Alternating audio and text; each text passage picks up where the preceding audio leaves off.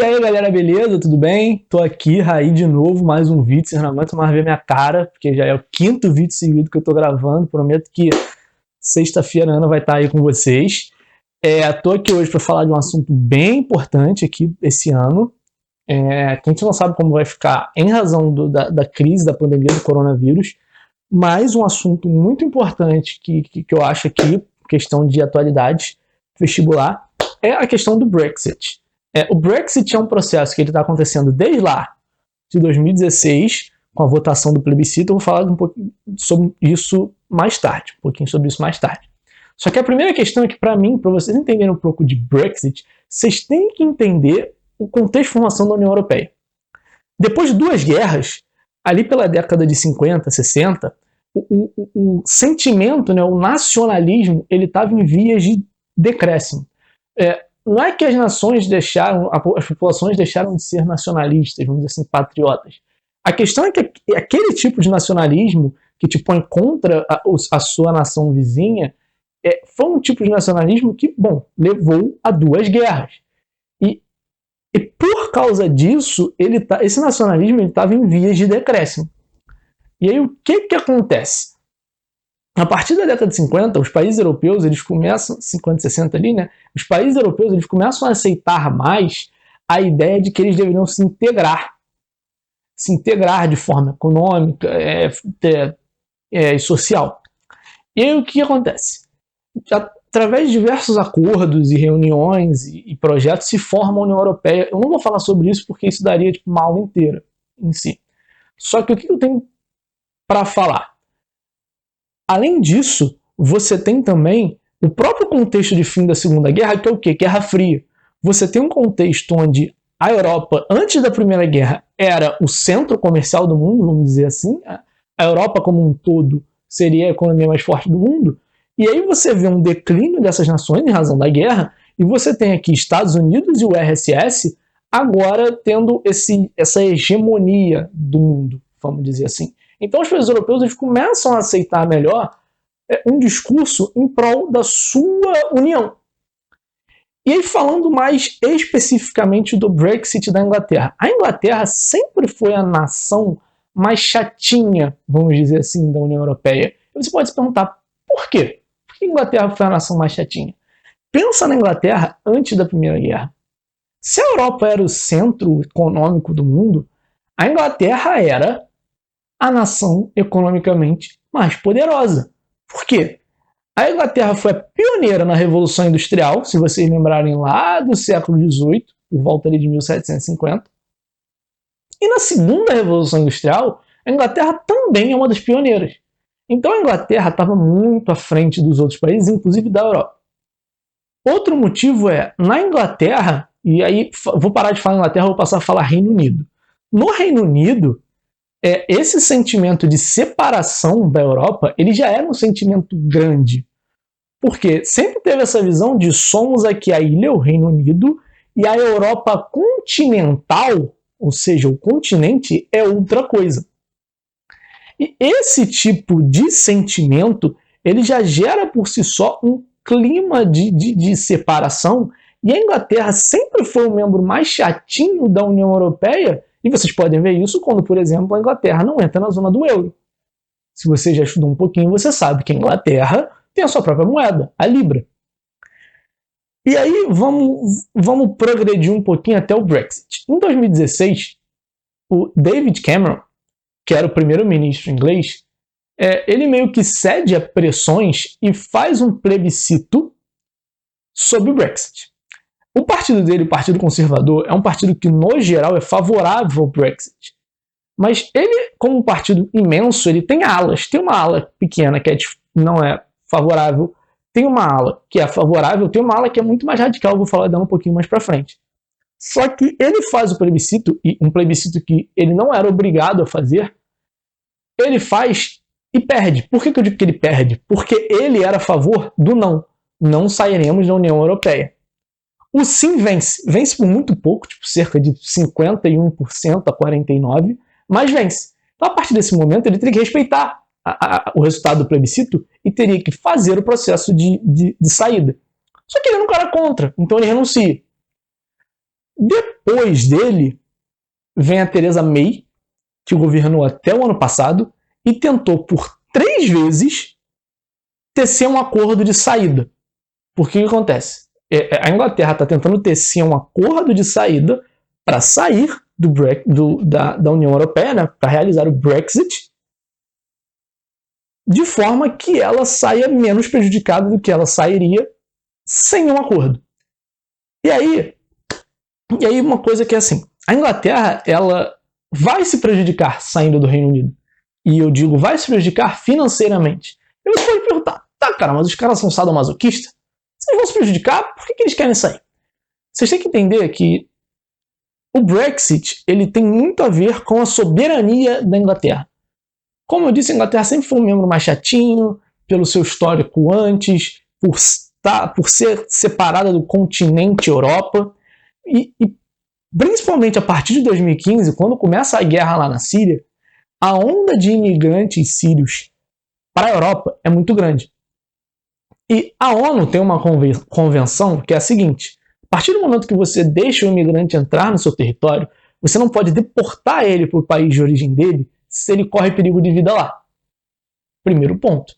E o segundo ponto é que a União Europeia, através do Parlamento Europeu, e por isso que eu acho que é importante vocês estudarem a União Europeia para tentar entender como funcionam esses órgãos, a União Europeia, através do Parlamento Europeu, ela meio que aceitou a vinda dos refugiados e tentava meio que distribuir eles através dos países membros.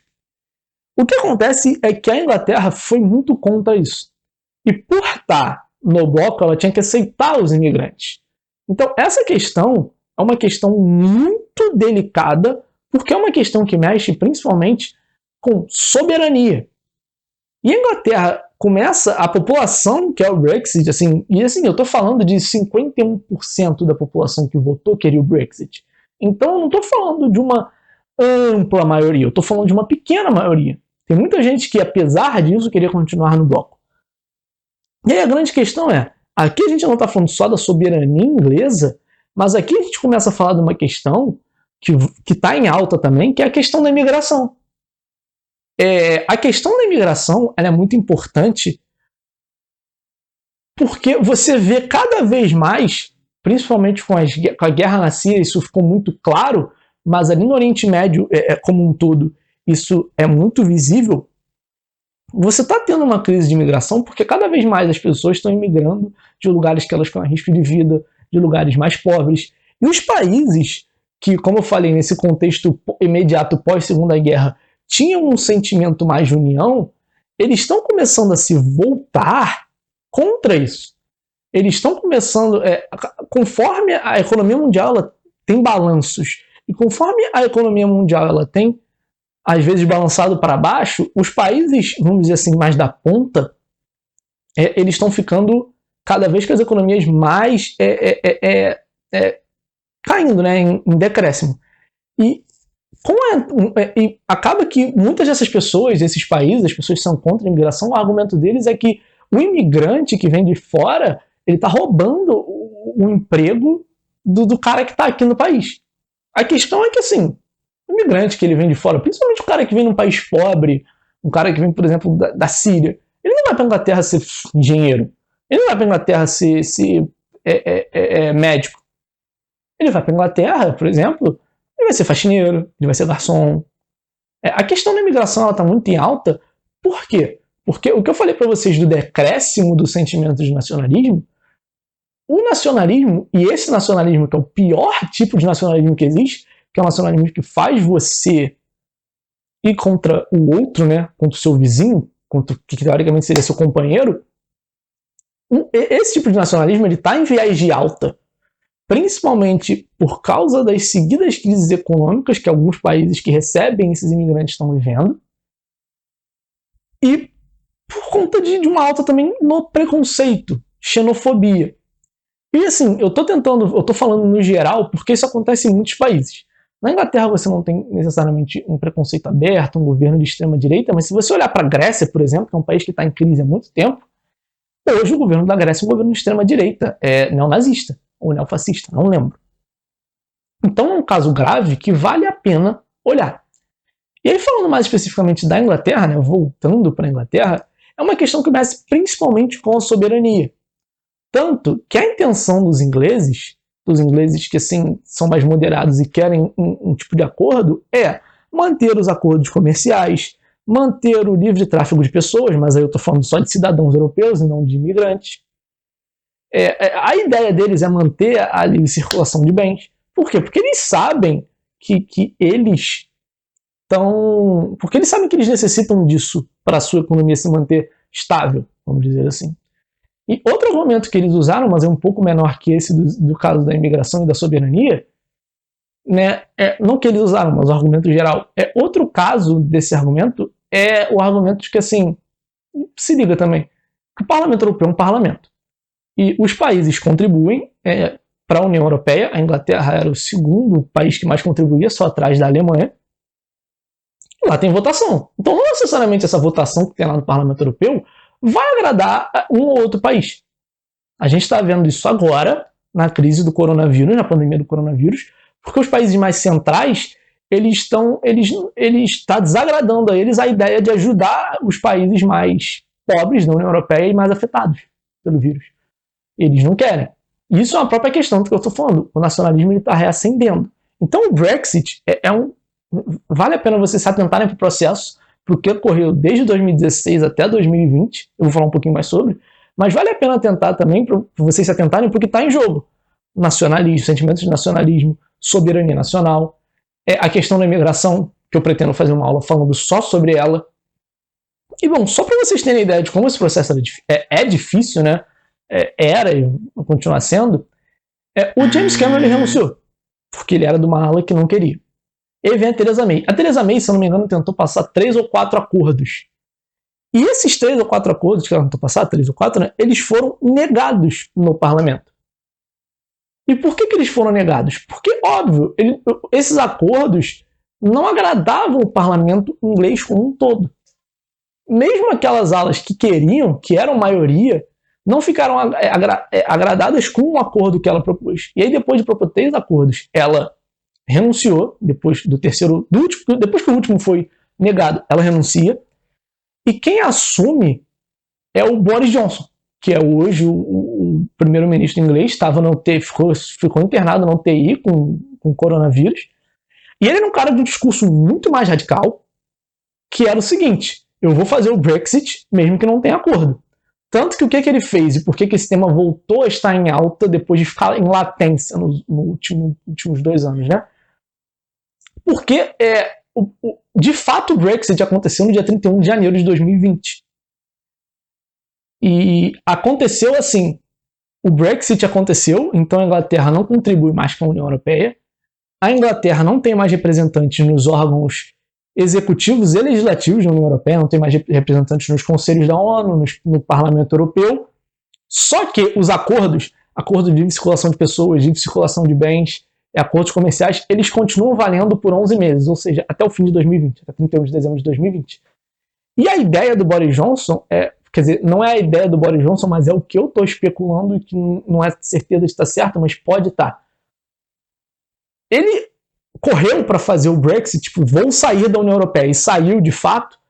Eu acho que para ver se ele tem uma melhor vontade do parlamento de conseguir negociar esse acordo.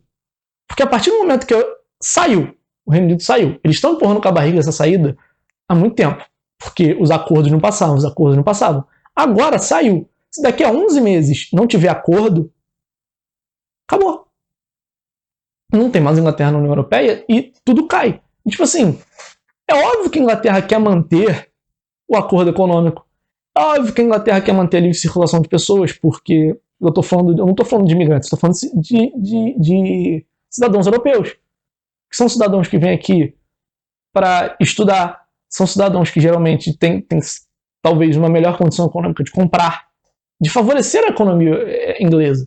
Então, você vê, principalmente a partir disso que eles querem manter, e dos acordos que provavelmente eles vão fazer, de livre circulação de pessoas, de bens, de capitais, que a grande questão em si, fica cada vez mais claro que a grande questão era o bloco mexer com a soberania do país. Porque uma decisão do bloco tinha que ser acatada pelo país, principalmente no que dizia respeito ao bloco, como é o caso da imigração. Na questão do euro, eles não aceitaram. E é uma questão muito específica. Mas na questão eles tinham que aceitar isso porque dizia respeito ao bloco. Então, assim, eu já estou aqui estourando meu tempinho, mas, assim, eu espero ter conseguido falar sobre o que eu queria falar, dar essa noção de contexto de formação, decréscimo de nacionalismo. A Inglaterra, pré-guerras e depois das guerras, participando do bloco da União Europeia. O processo do Brexit, como ele foi conturbado, e toda a questão de soberania nacional, imigração e xenofobia, e aí a gente vê aqui aquele sentimento de nacionalismo que eu falei que lá no final da Segunda Guerra estava em decréscimo, agora ele está subindo. Porque você vê cada vez mais governos extremamente nacionalistas, de extrema direita, com um discurso contra imigrantes, com um discurso contra o outro. Ok? Então isso é basicamente o que eu tenho para falar sobre esse tema. Comenta aqui embaixo se você ficou com alguma dúvida.